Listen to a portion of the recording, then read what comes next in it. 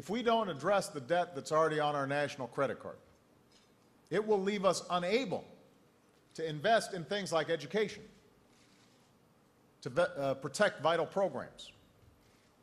So I've already said I'm willing to cut spending that we don't need by historic amounts to reduce our long-term deficit and make sure that we can invest in our children's future.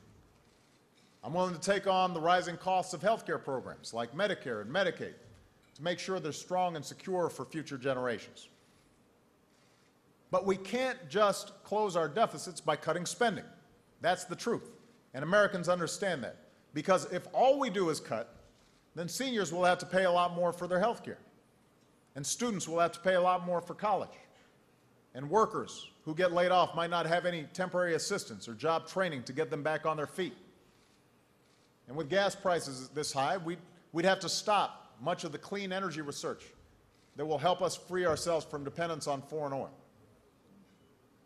Not only is it not fair if all of this is done on the backs of middle-class families and poor families, it doesn't make sense.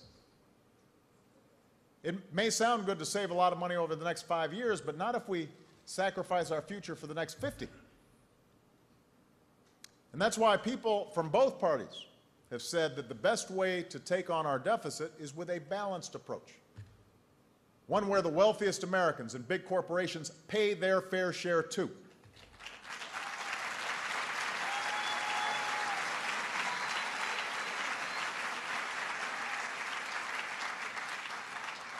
Before we stop funding energy research, we should ask oil companies and corporate jet owners to give up special tax breaks that other folks don't get.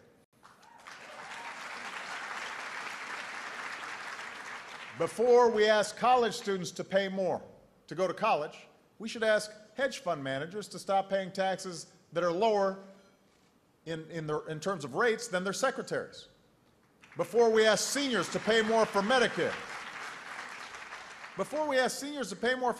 we should ask people like me to give up tax breaks that we don't need and weren't even asking for.